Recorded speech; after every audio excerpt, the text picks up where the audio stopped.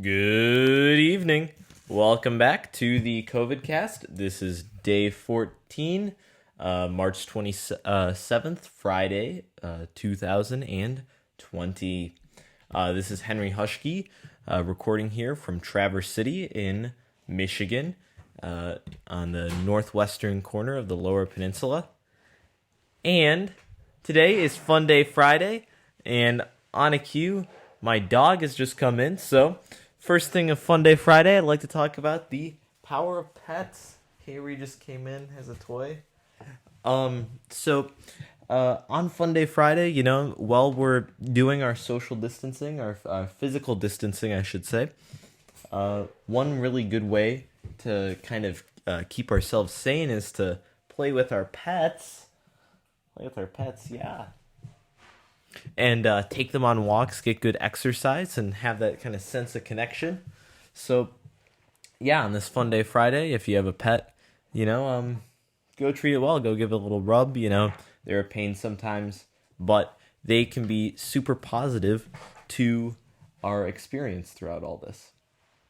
So, now that I've got talked about pets, I'm going to go to our normal thing we start our casts out with, and that is talking about the virus. So, and you can hear Harry in the background over there. What are you doing? Having some fun over there, playing a little bit. Anyways, if we go to our Johns Hopkins case tracker, there are 590,594 confirmed cases now, which pretty much fits with our trend of exponential growth. Right now, when I'm recording this, we definitely still have more cases to come from the U.S.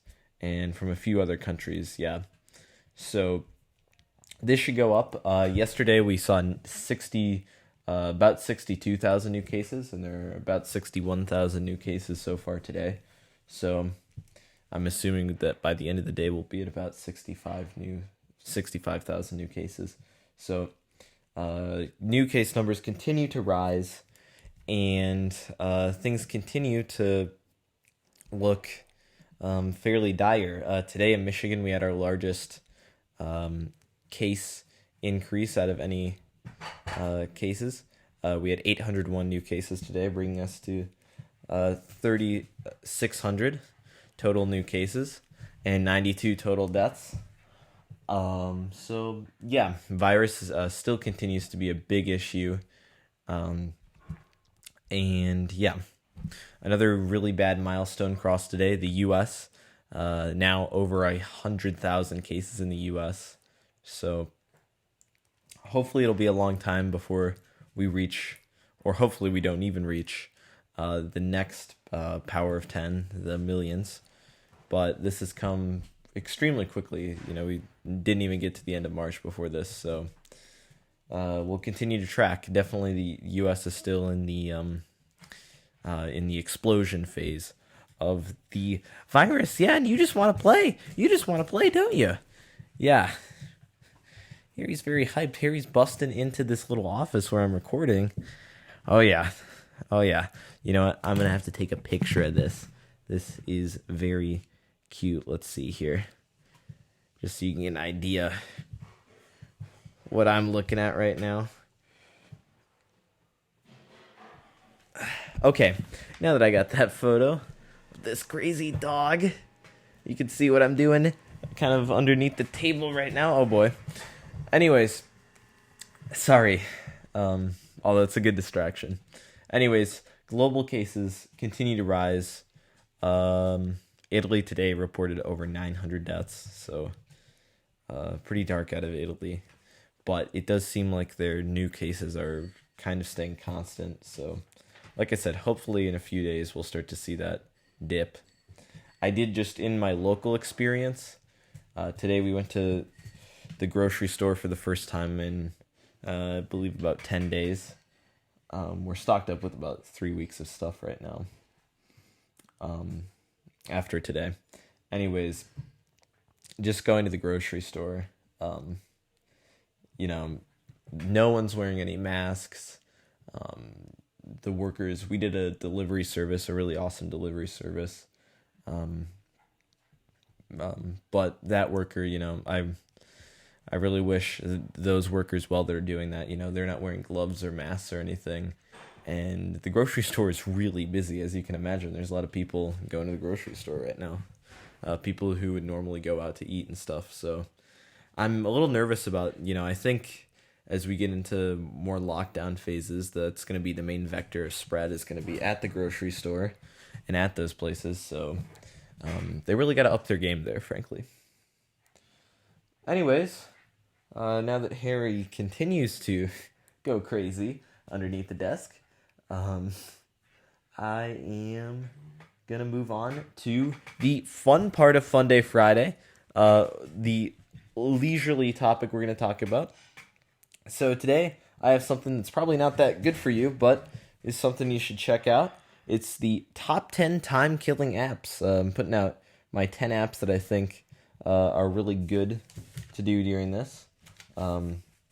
Really great ways, or maybe not great, but they're just really good ways to pass the time, have a little bit of fun. Kind of dumb stuff, nothing too intellectual.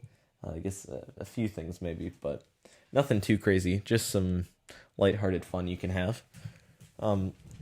So number one on my list of apps is 2048, classic puzzle game if you've ever played it. I hadn't really played it until about a year ago, but I get obsessed with it. So basically 2048 it's this super simple puzzle game where you just try to combine powers of two. I can't really explain it any other way, and it's in this like Sudoku tic-tac-toe-esque grid, and you just try to make sure that the tiles don't fill the whole space, and you try to get the biggest number possible. So 2048, so addicting. Literally, you can just get in a total glaze and just spend like an hour doing 2048 so easily, in my experience. Another puzzle game here, coming in at number 2 on the list. Oh, and just for the record, not sponsored by any of these. These are just apps that I like. Number 2, Play Magnus. If anyone likes chess, Play Magnus is Magnus Carlsen's basically the best chess player in the world. And there's this app where you can play him at quote unquote different ages, different stages of his development, I guess. So you can lose chess to a 6-year-old, basically, computer simulated 6-year-old, with this app. But it's just kind of it's an interesting way to play chess. It's better than just the normal boring stuff because it kind of gives you a challenge. And there's like different levels to it almost. So Play Magnus, really good. The other thing is to Play Harry. She keeps coming over. Throw this toy. Anyways. Okay. Here is number 3 on the list. So number 3, you're going to need a group of people to make it optimal. And it's an app called Psych. So Psych is a game where basically, and there's different formats, but my personal favorite is And the Truth Comes Out. So basically you get in a group of friends and everyone submits answers to a certain prompt, and then you try to guess who submitted those answers. And yeah, or you don't guess who submitted the answers, sorry. You basically select what you think the funniest one is. So usually it turns into things about the group you're playing with, and it's quite a ride. It's quite an experience. It's really fun. So Psych would be an awesome game to play during this time. Call up a group of friends and play Psych. Be sweet. All right, number 4 is something I've been doing. The app that I would recommend would be Market Sim, or if you have any sort of stock account, which I'm not sure whether I'd advise right now doing this, but you can kind of pick stocks. It's a fun pastime. It's a fun thing to do. Try to predict the market. I've been doing this with an account I got a few years ago, with some moderate success so far throughout this whole basically crash that's happened recently. But It's kind of a fun way, predict which companies you think will do well in the future, that sort of thing. So I can spend a ton of time thinking about that, thinking about what's going to do well in the future, the human psychology of the market, all those sorts of different things. So Market Sim's a really fun app you can download, or again, you probably don't want to be too aggressive, but if you actually have an account or something, might be at least a fun time to try to pick stocks. Although, again, pretty risky. Number 5 is Flappy Golf. So if you haven't played Flappy Golf before, basically, it's not Flappy Bird, but it's basically just like golf, but with Flappy Bird. I can't explain it any better than that. There's like literally like 300 levels or something, and you can get like 4 different ratings on each level. So, I mean, you can just do Flappy Golf for hours on end, and it's pretty fun. And it's like its own kind of puzzle game. I'm realizing a lot of these are like puzzle games, but very good. Flappy Golf. All right, number 6, Twisty Road. Another game. Honestly, this one is just kind of like literally just zone out. Like if you're ever on a long car trip or like an airplane or something like that, which obviously I guess you wouldn't be right now, but if you're ever in a situation like that, Twisty Road is just mesmerizing. You're literally just this ball on this track that twists with no railing, and you just keep the ball on the track. I mean, that's literally all it is. What I like to do is the track, it's a twisty road and stuff, and you can actually jump the road. So I usually try to jump the road as much as possible. But Twisty Road, that's a fun game to play. All right, another chess game you can play, Really Bad Chess, which is a variation on just regular chess, where basically like you just play an AI or maybe other people. I'm not quite sure, but I always just play their AI puzzles. And instead of just being a traditional chessboard, it'll be like one side will have like 8 knights and the other side will have like 3 queens. It'll like the pieces are totally random, and it makes it like kind of insane. It's way too much to process a lot of the time, but it's really fun. And it's pretty unique compared to everything else. So yeah, so Really Bad Chess. All right, so number 8 on this list of apps is Mematic. Basically, Mematic, you can just make memes. That's the best way to put it. I've used it a ton in the past. I find it's a really fun way to vent, actually, if that makes sense. It can be funny. I really enjoy, making memes. It's that simple. It's something you can easily do. There's a lot going on in the world that can be memed right now, to say the least. So, Mematic, number 8. All right, number 9 is the Great Courses Plus. This actually isn't one that I have right now, but it's one that if you've ever watched, like, there's like 800 YouTubers who endorse this thing. And I've been looking at it, and I think I'm going to start doing something. On day 1 of the cast, I talked about learning a new skill as something that we kind of have the opportunity to do right now during this time. And the Great Courses Plus is a great way to do that. They have tons and tons of resources where you can watch videos that will teach you new skills. And the entire app is completely free.